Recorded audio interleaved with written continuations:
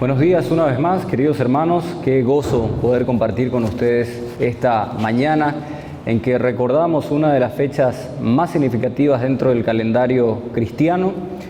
Y precisamente recordando esta fecha queremos meditar acerca de un pasaje de las Escrituras que nos guían y nos orientan hacia aquel evento que ocurrió hace poco más de 2000 años. Así que quiero invitarles a que puedan abrir sus Biblias en el Evangelio de Lucas, capítulo 24, versículos 1 al 12. Lucas 24, 1 al 12. Allí se encuentra el texto sobre el cual queremos meditar en esta mañana. Lucas capítulo 24, versículos 1 al 12. Dice el texto bíblico: el primer día de la semana, muy de mañana, vinieron al sepulcro trayendo las especias aromáticas que habían preparado y algunas otras mujeres con ellas. Y hallaron removida la piedra del sepulcro, y entrando no hallaron el cuerpo del Señor Jesús. Aconteció que estando ellas perplejas por esto, he aquí se pararon junto a ellas dos varones con vestiduras resplandecientes.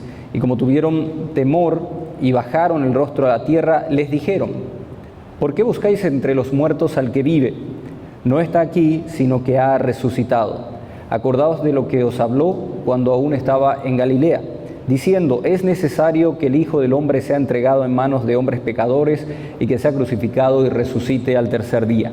Entonces ellas se acordaron de sus palabras y volviendo del sepulcro dieron buenas nuevas de todas estas cosas a los 11 y a todos los demás. Eran María Magdalena y Juana, María, madre de Jacobo, y las demás con ellas, quienes dijeron estas cosas a los apóstoles. Mas a ellos les parecía locura las palabras de ellas y no las creían. Pero levantándose Pedro corrió al sepulcro y cuando miró dentro vio los lienzos solos y se fue a casa maravillándose de lo que había sucedido. El Señor bendiga su santa y eterna palabra. Vamos a orar, hermanos. Señor y Padre nuestro, en esta mañana en que nos predisponemos a meditar acerca de tu palabra, de este pasaje específicamente que nos recuerda la resurrección de nuestro Señor Jesucristo, queremos pedirte, Señor, la guía de tu Espíritu Santo. Alumbra nuestro entendimiento, nuestros corazones. Ayúdanos a estar quietos y reposados, de manera que podamos recibir lo mejor que tienes preparado para nosotros en esta mañana, que es tu santa y bendita palabra. Señor, te encomendamos este tiempo, que no sean palabras de hombres las que se prediquen desde este púlpito, sino que sea tu Espíritu Santo hablando a los corazones de cada uno de mis hermanos, porque te lo pido en el nombre de nuestro Señor Jesucristo, para tu gloria y honra. Amén. Queridos santos y amados de Dios, las mañanas bien temprano tienen una connotación muy especial. Hoy seguramente más de uno se habrá levantado bien temprano para llegar a este lugar, ¿verdad? Para poder alcanzar el culto de las 7. Estamos celebrando este culto en un horario atípico. Normalmente nuestro horario suele ser 10, 10 y cuarto. Pero hoy muchos se habrán levantado un poco más temprano de lo normal. Y la mañana tiene algo especial. La mañana es un tiempo de quietud, es un tiempo de paz en el que podemos nosotros reflexionar acerca de cosas de la vida y cuanto más acerca de lo que nuestro Señor hace en nuestras vidas día tras día.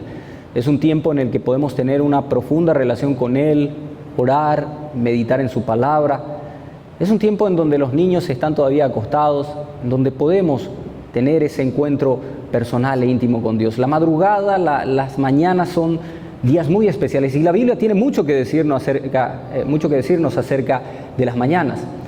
Nuestro Salvador oraba muy temprano. Él se levantaba antes de que saliera el sol, cuando todavía estaba oscuro, y se iba a orar en los lugares apartados.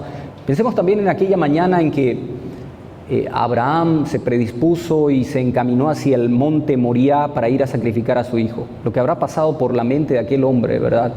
Qué experiencia tan grande, tan profunda, tan intensa. Era de madrugada, las cosas que habrá pensado este hombre. Pensemos también en aquella madrugada después de que Jacobo peleó durante toda aquella noche con el ángel en Peniel. ¿Cómo habrá sido levantarse después de haber obtenido una victoria y de que el Señor lo haya bendecido? ¡Qué mañana tan maravillosa! Imaginémonos también aquella mañana en que se levantaron los discípulos de Jesús allí en esa barca, cuando después de una tormenta que casi los entierra allí bajo el agua o los ahoga, y ellos ven los primeros destellos del sol, lo que habrá sido aquella experiencia, ¿verdad?, de encontrarse salvos, sanos. Entonces, las mañanas tienen algo especial, en donde se pueden experimentar algunas sensaciones muy intensas, sentimientos muy intensos, pero ninguna mañana se compara con esta que nosotros acabamos de leer, con este episodio. Ninguna mañana ni siquiera se aproxima a lo que fue esta mañana cuando nuestro Salvador, el Señor Jesucristo, conquistó la muerte, el infierno y la tumba. Ese es el evento que nosotros queremos estudiar en esta mañana. Nunca hubo una mañana similar, como Getsemaní también fue un evento único, en un tiempo único, en una persona única. Esto también fue algo realmente único. Cuando comenzaba a amanecer, el primer día de la semana, que era domingo, algunas mujeres comenzaron a encaminarse hacia el sepulcro llevando especias aromáticas. Lo que pasa, recordemos, que el cuerpo de nuestro Señor Jesucristo no terminó de embalsamarse, no se pudo embalsamar, no pudo prepararse para la sepultura. Al menos pensaron eso estas mujeres, pero recordemos que el cuerpo de nuestro Señor sí fue preparado, sí fue ungido mucho antes por una mujer llamada María de Betania, la hermana de Marta y Lázaro. Ella había roto un vaso de alabastro y la vertió sobre la cabeza del Salvador, y así preparó su cuerpo para la sepultura. Pero estas mujeres pensaron que el cuerpo del Señor todavía no se preparó para el sepulcro, para la sepultura. Entonces, como no se pudo hacer nada el día anterior, el sábado, porque era el Shabbat judío, y en el Shabbat ustedes saben que no se trabaja, no hay que estar cerca de un muerto, no se puede hacer nada. Entonces, como era un día sagrado para los judíos, entonces tuvieron que esperar hasta el domingo. Si bien es cierto, José de Arimatea y Nicodemo ya se encargaron de algunos preparativos para llevar al Señor a la sepultura, al sepulcro, ellos no pudieron completar esa tarea. Recordemos, Jesús muere a las 3 de la mañana y en el ocaso comenzaba el Shabbat, ya no se podía hacer nada. Y estaba próximo a oscurecer, estaba próximo a comenzar el sábado. Entonces, ¿qué fue lo que hicieron ellos? Se fueron a gestionar, hicieron los trámites necesarios ante Pilato para encargarse del cuerpo de Jesús, y como ya no hubo tiempo de prepararlo, ¿verdad?, ellos compraron inciensos y materiales aromáticos, hierbas aromáticas, la derramaron sobre el lienzo y con eso envolvieron al Mesías. Y eso fue lo que hicieron. No hubo tiempo para prepararlo. Y así lo llevaron al sepulcro. Entonces estas mujeres sabían que el cuerpo del Señor no había sido preparado como para una sepultura. Y ellas se fueron llevando precisamente estas especias aromáticas, y mientras estas mujeres se dirigían al sepulcro, los discípulos de nuestro Señor estaban encerrados temblando de miedo en el aposento alto. Bien valientes, ¿verdad? Estaban llenos de miedo por ahí si también ellos corrían la suerte de su Señor. Lucas nos señala que aquellas mujeres llegaron muy de mañana. En otro texto, en Mateo, encontramos que fue al amanecer. En Marcos nos dice que fue cuando ya salió el sol. Pero en el texto de Juan relata este evento desde la perspectiva de María Magdalena. Y él dice que María Magdalena salió cuando todavía era oscuro, lo que significa que la que primero llegó al sepulcro fue María Magdalena. Y cuando ella llega, encuentra el sepulcro, encuentra la piedra que estaba rodada, entra en el sepulcro, no encuentra al Señor, y allí estaba un personaje con una vestidura blanca, y le pregunta: mujer, ¿por qué lloras? Porque ella comenzó a llorar desconsoladamente. Y María Magdalena le dice: porque se han llevado el cuerpo de mi Señor. Entonces le pregunta otra vez: ¿por qué lloras? Y ella pensó que era probablemente el encargado del sepulcro, y le pregunta: Señor, ¿dónde lo has llevado? Por favor, decime dónde le llevaste. Y este señor le responde, esta persona con vestiduras blancas que estaba allí, que le responde: María. Y allí inmediatamente ella lo reconoció. Era Jesús quien estaba allí. Era Jesús quien la había saludado. Jesús con quien estaba hablando. Qué tremenda experiencia habrá sido para esta mujer. Jesús, entonces la primera mujer que experimenta la presencia resucitada de Cristo fue María Magdalena. Qué extraordinario. Entonces María Magdalena sale corriendo primero se va a contarle a dos de los discípulos de Jesús, que fueron Pedro y Juan. Y ellos vienen también corriendo. Y nos dice Juan que el otro discípulo corrió más fuerte, o sea, era más atlético. Obviamente Juan, bien modesto él fue quien llegó primero.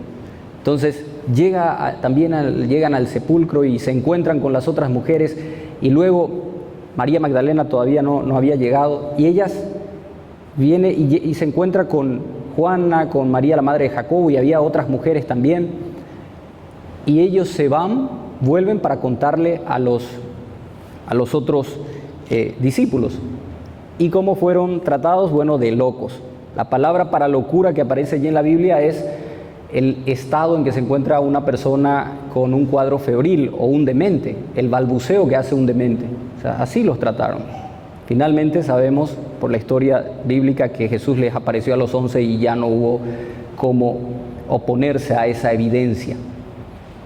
Lo cierto es que cuando estas mujeres van al sepulcro, ellas estaban muy tristes, los discípulos estaban asustados, tal como el Señor lo había anunciado. El pastor iba a ser herido y las ovejas se iban a dispersar. Ahora, ¿por qué estaban tan tristes y por qué estaban tan desconcertados también los discípulos? Bueno, no solamente porque era su maestro y Jesús era un hombre que los amaba y que estuvo en medio de ellos por mucho tiempo, sino porque ellos creyeron que Él era el Mesías, y ellos esperaban que este Mesías iba a establecer un reino terrenal en donde ellos iban a tener cargos importantes, y que el Mesías iba a liberar a su pueblo del yugo de la esclavitud de los romanos, e iba a traer una paz duradera y todo iba a ser color de rosas. Ellos estaban esperando a ese Mesías. Sin embargo, este Mesías que había venido fue crucificado, sufrió una muerte violenta. Entonces era un día muy triste para todos, hasta que llegan al sepulcro. En el versículo 2 nos dice allí de nuestro texto: hallaron removida la piedra del sepulcro. Era una piedra enorme, no pensemos que era una piedrecita, era una piedra que la podían remover 7 hombres adultos y bien fornidos. O sea, las mujeres al menos no iban a poder abrir el sepulcro. Lo cierto es que el cuerpo del Señor ya no estaba en el sepulcro, por eso ya no hizo necesidad de que los guardias siguieran allí. Cuando las mujeres llegaron ya no se encontraron con el obstáculo de los guardias, ya no había guardias allí, porque sabían que el cuerpo del Señor ya no estaba. Los judíos también ya se habían enterado, por eso comenzaron a hacer correr la versión de que robaron el cuerpo de Jesús. Lo cierto es que el cuerpo de Jesús ya no estaba allí porque Él había resucitado. Entonces, vemos en el versículo 3 nos dice que cuando ellas entraron no encontraron el cuerpo, la tumba estaba vacía. Y qué interesante que nuestro Señor se le apareciera primero a las mujeres, ¿verdad? Las mujeres que eran consideradas en una posición inferior al varón en la sociedad judía, son ellas las que tuvieron el privilegio de ver primero al Maestro resucitado. Este fue, sin lugar a dudas, el testimonio al amor, a la devoción, a la entrega y a la valentía de estas mujeres. Porque ellas fueron las que estuvieron con Jesús cuando Él cargaba la cruz en ese camino al Calvario. Ellos estuvieron allí al pie de la cruz. Ellas estuvieron llorando con el Señor. Mientras los discípulos, ¿verdad?, estaban todos escondidos, excepto Juan. Algunos creen que Juan estaba allí porque era todavía jovencito y como no representaba ningún peligro para nadie, entonces a él no lo iban a perseguir. Entonces él no tuvo inconvenientes de acompañar el camino al Gólgota o al Calvario. Lo cierto es que los demás discípulos desaparecieron, se hicieron mudar, como se acostumbra a decir. Ahora, con la aparición de nuestro Señor Jesucristo, la evidencia ya estaba completa. Solamente ellas presenciaron la secuencia completa de los acontecimientos. Y de nuevo, a la luz del requisito de Deuteronomio capítulo 19, 15, que por testimonio de 2 o 3 personas quedará en pie un asunto, aquí tenemos, efectivamente, Lucas nos da el nombre de 3 mujeres. Nos dice que estuvieron allí María Magdalena, Juana y María madre de Jacobo, es decir, un testimonio firme. Aparte de eso, nos dice también que estaban otras mujeres con ellas, que no se nos cita. Había una Salomé también. O sea, evidentemente habían varias mujeres, fueron las que presenciaron esto, de manera que esto quedó firme. O sea, el testimonio quedó firme. En el versículo 4 es cuando aparecen aquí estos ángeles con vestiduras blancas, 2 varones nos dicen. El del texto de Juan nos dice que fue uno solo y que fue Jesús mismo, pero recordemos, hermanos, ese testimonio fue para María, quien llegó primero. Ese testimonio ya es para las que llegaron después. Estaban allí 2 varones con vestiduras resplandecientes. Versículo 5, y como tuvieron temor y bajaron el rostro a tierra, les dijeron: ¿por qué buscáis entre los muertos al que vive? Esta fue una pregunta retórica y maravillosamente lógica, porque el Señor les había platicado a estas mujeres acerca de la muerte y la resurrección. Él les había enseñado acerca de ello. Entonces los ángeles también, por supuesto, habían escuchado el mensaje, habían conocido que Jesús tenía que morir, que era necesario que Él muriera y luego resucitara. ¿Y cómo es posible que ellas estuviesen asombradas de eso? Entonces los ángeles se asombraron de que las mujeres estuvieran asombradas. ¿Por qué buscáis entre los muertos al que vive? Es una pregunta muy importante que también podemos hacernos nosotros. Porque a veces muchos buscan a Jesús entre los muertos, entre cosas muertas. Lo buscan en el tradicionalismo, lo buscan en el legalismo, en la religiosidad, lo buscan en las obras humanas, en el esfuerzo humano. Pero Jesús no está allí. Jesús está donde lo adoran en espíritu y en verdad. Donde están los verdaderos adoradores, allí está Jesús. Hay quienes consideran a Jesús como el hombre más grande que existió en la tierra. Todas las religiones del mundo y las filosofías lo respetan a Él y lo reconocen como el hombre más grande, más noble que pudo haber existido. Un héroe que existió hace más de 2000 años y murió. Pero nosotros sabemos que no está muerto. Este hombre está vivo, es una realidad viviente en el presente. Hay también quienes consideran a Jesús meramente un hombre cuya vida hay que estudiar, cuyas palabras hay que examinar y cuyas enseñanzas hay que analizar detenidamente. Pero Jesús es mucho más que un simple objeto de estudio, hermanos. Jesús es una experiencia para vivirla.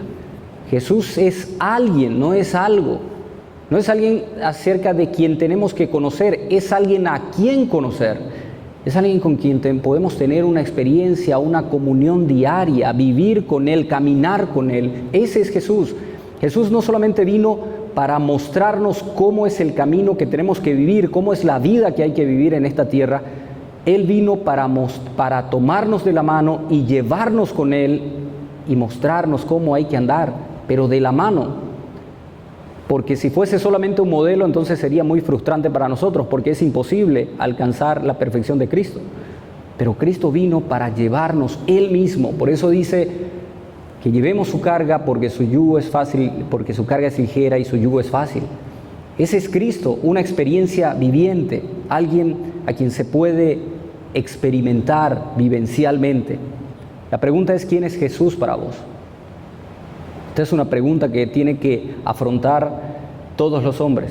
¿Quién es Jesús?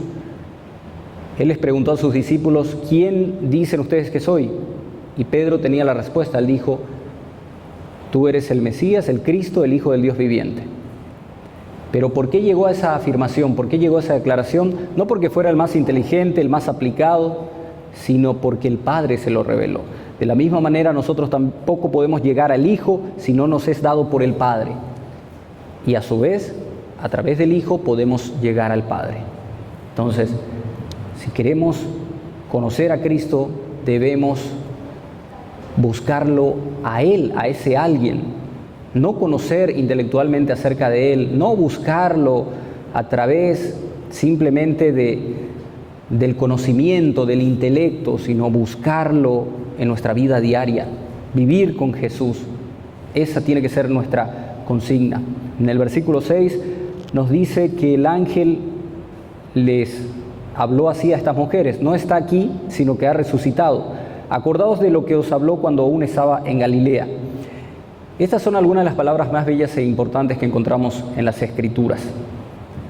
Uno puede ver Jerusalén, no sé si alguien ya viajó a Jerusalén, conoce Jerusalén, estamos seguros que hay muchas tumbas allí, pero una tumba que no vamos a encontrar es la tumba de Jesús, porque Él no está allí.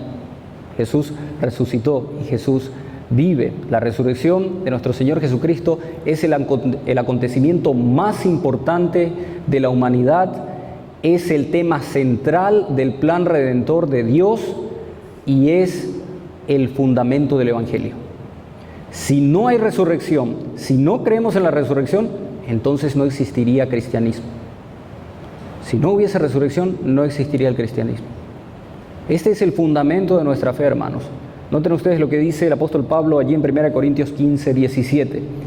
Si Cristo no resucitó, vuestra fe es vana, aún estáis muertos en vuestros pecados. Entonces la resurrección reivindica la esperanza del Evangelio. La buena nueva es esa, hermanos, que si Jesús resucitó, se levantó del sepulcro con un cuerpo glorioso para vivir eternamente y para siempre, nosotros también, los que hemos creído en Él, tenemos esa esperanza del día de mañana poder levantarnos del sepulcro, levantarnos de la tumba con cuerpos glorificados, resucitados y vivir para siempre con Dios. Si Él lo hizo, nosotros lo haremos si es que creímos en Él. Esa es la esperanza que nos da el Evangelio. El mensaje del Evangelio no es que las personas puedan liberarse de sus problemas terrenales, de sus problemas aquí en el ahora, de sus deudas, de que va a prosperar, de que todo le va a ir bien, de que va a tener salud, riquezas materiales, de que se va a realizar personalmente. No se trata de eso, eso no es el Evangelio, hermanos. Eso no es el Evangelio. No es que voy a vivir una buena vida y voy a morir en una buena vejez. El Evangelio es que Cristo murió al tercer día, resucitó, me justificó y como Él resucitó, yo también voy a ser resucitado. Esa es la esperanza gloriosa del Evangelio. 1 Corintios capítulo 15, versículo 19 dice, si la esperanza que tenemos en Cristo fuera solo para esta vida, seríamos los más dignos de lástima. Nuestra esperanza no es en el aquí y en el ahora, hermanos. Claro que tenemos que esforzarnos por vivir en santidad en este mundo, porque esta es una preparación para el mundo venidero. Pero recordemos, la muerte no es el fin de la existencia humana. No es el fin de la existencia humana. Si alguien cree que esto es el fin, entonces no es cristiano, porque ese no es el mensaje del Evangelio. El mensaje del Evangelio es que la muerte física es una puerta hacia otra realidad. Es una puerta a otra existencia infinitamente mejor, infinitamente más dichosa. De manera que la muerte no puede ser ya vista por el cristiano como una experiencia trágica, hermanos. ¿Por qué le tememos tanto a la muerte? Porque le tenemos a lo desconocido, ¿verdad? Pero no tiene por qué ser una experiencia trágica, sino tiene que ser visto como algo bueno, necesario, deseable y hasta maravilloso, porque es un encuentro con nuestro Salvador. Es el encuentro con nuestro Salvador. Noten ustedes lo que dijo el apóstol Pablo en Filipenses capítulo 1, versículos 23 al 24. Porque de ambas cosas estoy puesto en estrecho, teniendo deseo de partir ya, o sea, yo ya quiero morir y estar con Cristo, lo cual, ¿qué dice? Es muchísimo mejor. Pero quedar en la carne me es necesario por causa de vosotros. Amados hermanos, la caída de nuestros primeros padres trajo consecuencias nefastas para la humanidad. O sea, a partir de allí todo se desbordó, la maldad, el egoísmo, homicidios, hurtos, o sea, la maldad se ha apoderado de este mundo, la corrupción, pero nuestro Señor en un gesto de misericordia puso límites a nuestra existencia. ¿Cómo es posible eso? ¿Cómo es posible que la muerte física sea un acto de misericordia, un gesto de misericordia de Dios? Sí, porque imagínense ustedes vivir eternamente o para siempre en un mundo así. ¿Se imaginan lo que sería vivir en un mundo de tanto sufrimiento, tanto dolor, de tantos problemas, de tanta corrupción, tener que soportar todo esto para siempre? Pero el Señor, en un gesto de misericordia, puso límites a nuestra vida. Nos dijo, hasta aquí llegaste, y cuando nos toque partir, bueno, Él ha provisto un medio por el cual nosotros podemos tener una vida perfecta. y eterna que se va a dar después de esta vida. Entonces, ¿por qué ver ya la muerte como algo trágico? A partir de que Jesucristo resucita, la muerte para el creyente es gloriosa, porque los creyentes de hecho ya no mueren, los creyentes duermen. Los creyentes duermen. Si Cristo está con nosotros, Él es la esperanza de gloria. Colosenses 1:27. Versículo 7 nos dice que es necesario que el Hijo del Hombre sea entregado en manos de hombres pecadores y que sea crucificado y que al tercer día resucite. Esta palabra necesario es muy importante porque tiene que ver con la soberanía de Dios. Aquí está la soberanía de Dios. Tanto la crucifixión como la resurrección eran necesarias y fueron ordenadas por Dios. Sí, Cristo se entregó a sí mismo, hermanos. A Cristo nadie lo asesinó. Él se entregó voluntariamente y lo hizo según el predeterminado consejo de Dios. Noten lo que dice Hechos capítulo 2, versículos 22 al 23. Dice el texto bíblico: varones israelitas, oíd estas palabras. Jesús Nazareno, varón aprobado por Dios entre vosotros, con maravillas, prodigios y señales que Dios hizo entre vosotros por medio de él, como vosotros mismos sabéis, a este, entregado por el predeterminado consejo y anticipado conocimiento de Dios, prendisteis y matasteis por manos de inicuos, crucificándole, al cual Dios levantó sueltos de los dolores de la muerte, por cuanto era imposible que fuese retenido por ella.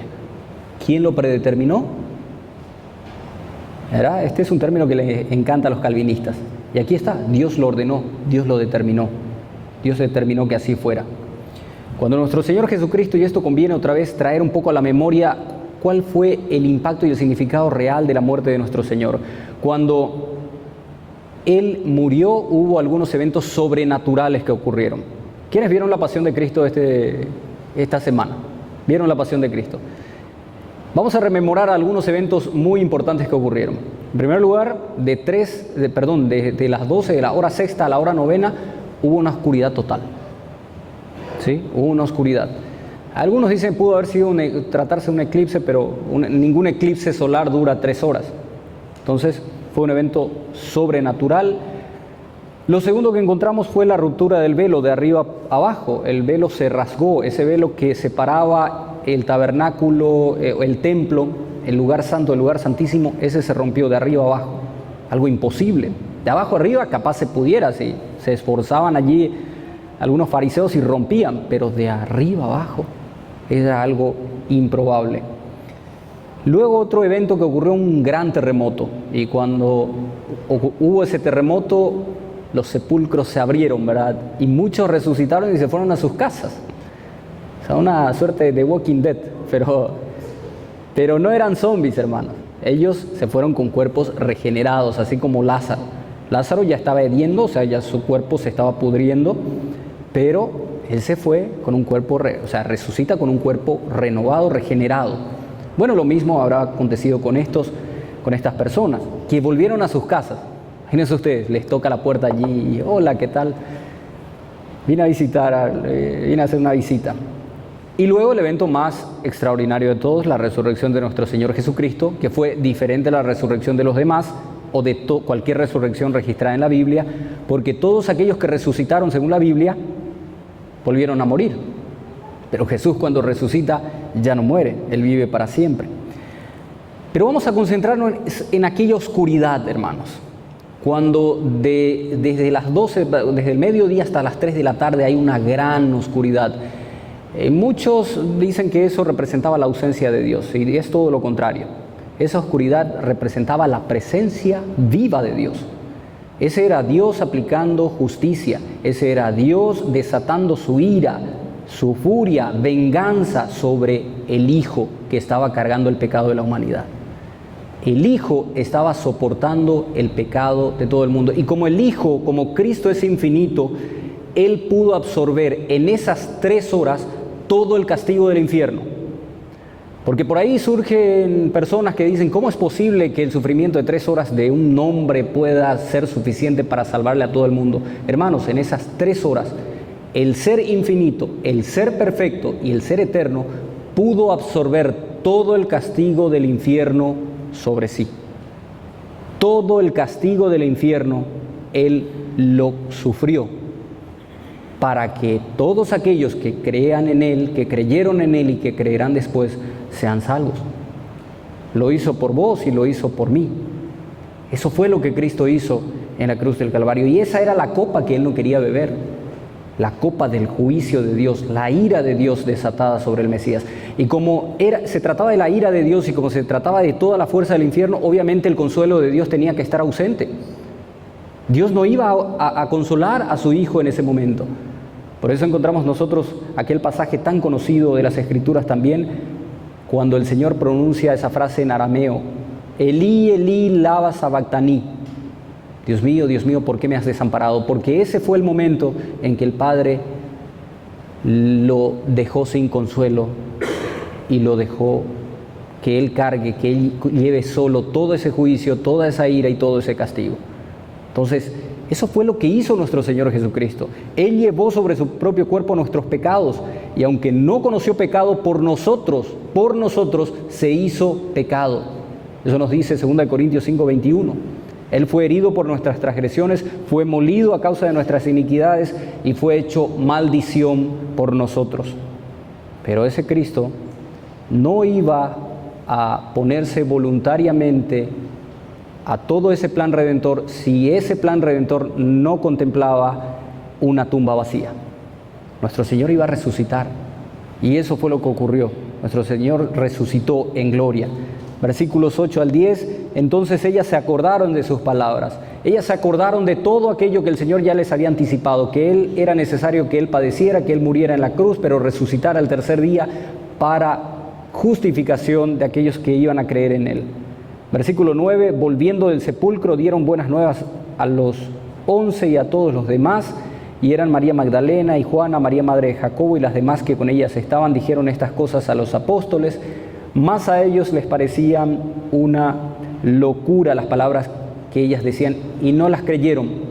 ¿Por qué consideraban una locura? Bueno, tampoco habían comprendido el mensaje de nuestro Señor, no comprendieron cuál era el significado de las enseñanzas de Jesús. Y esto de que ellos consideraran una locura le da un mayor peso a la evidencia de que Jesús efectivamente resucitó, porque si ellos hubiesen robado el cuerpo, no hubiesen tenido esta impresión o esta reacción ante el mensaje.